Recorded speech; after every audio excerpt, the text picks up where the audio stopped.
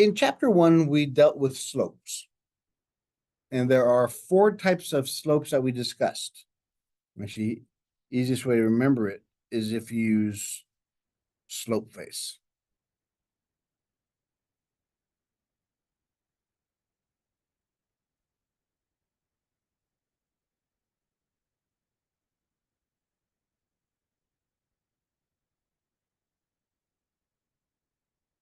There are 4 possibilities. 1, if it's going up from left to right, it's a positive slope.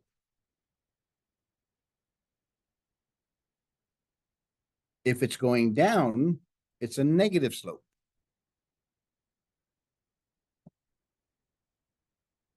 If it's going up and down, it's undefined.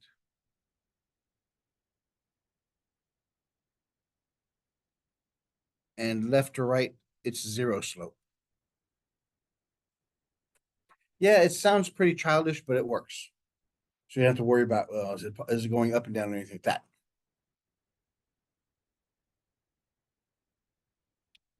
So we have to look at now, we have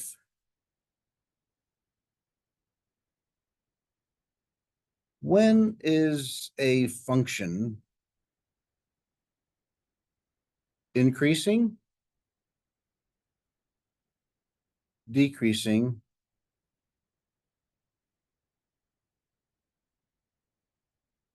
or constant?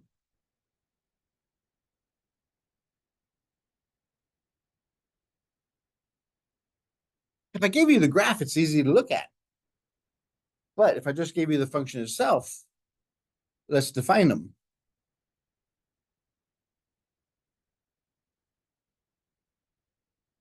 A function is increasing. Now, for all of these, x1 is less than x2 because we always move left to right on a number line. So as x1 is less than x2,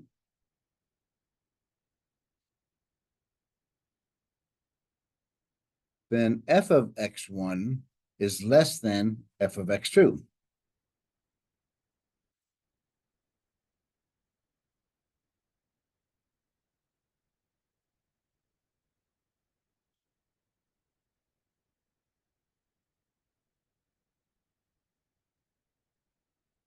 So if the graph is increasing, so here's f of x1, and here's f of x2. X1 is less than, meaning it's further to the left than x2, and f1 is below x2, f of x2. So this is what defines an increasing function.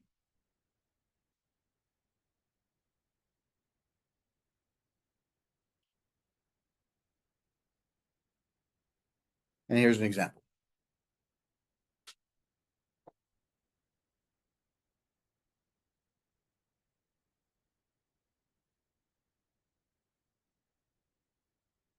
Look at the conditions. Is x1 less than x2? Yes. Is f of x1 less than f of x2? Yes. So that's an increasing. If you plotted these on a graph, you'd have an increasing graph.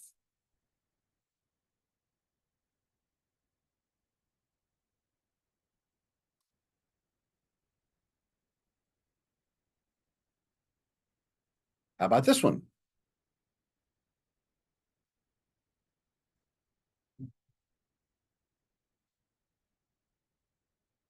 Let's try it again. If you plotted these points, here's 2, 1, 5, 6. If it's not that way, look at which point comes first. No, this one comes first because the x is smaller. So this is x1, this is x2. This is y1, this is y2. So x1 is less than x2.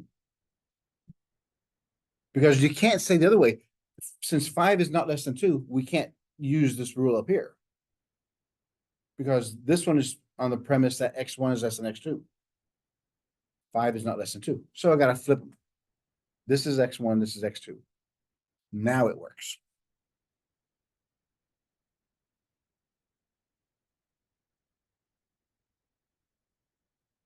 Decreasing function, again, as x1 is less than x2, then f of x1 is greater than f of x2. In other words, it's higher than f of x2.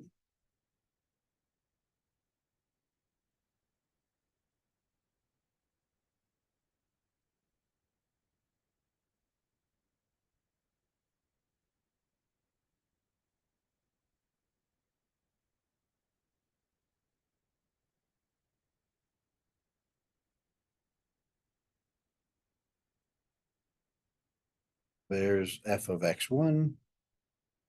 There's f of x2. x1 is to the left of x2. Check.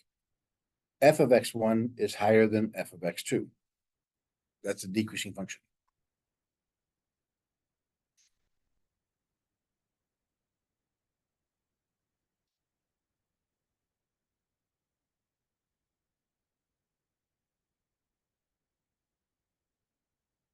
And a constant function. As x1 is less than x2, f of x1 equals f of x2.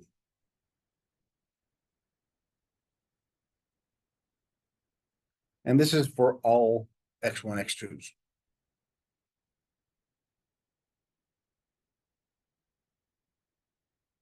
There's x1, there's x2.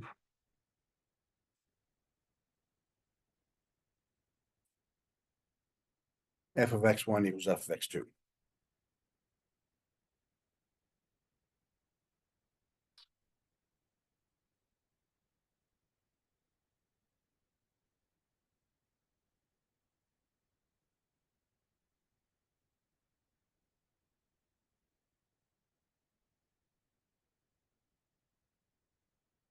All right, now let's combine what we did in chapter 1 with this stuff.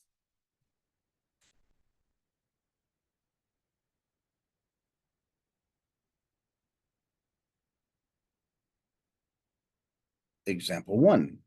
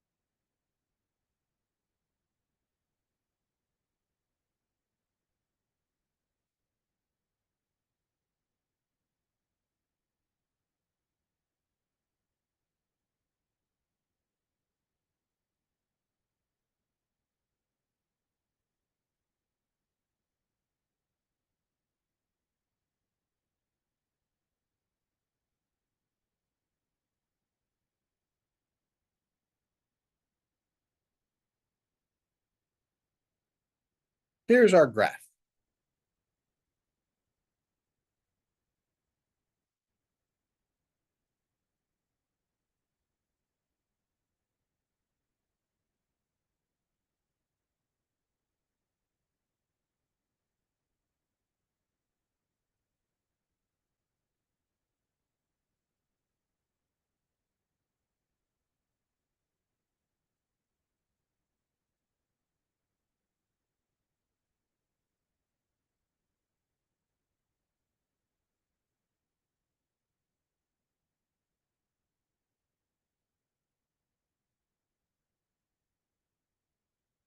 Tell me where the function is increasing, where it's decreasing, and where it's constant.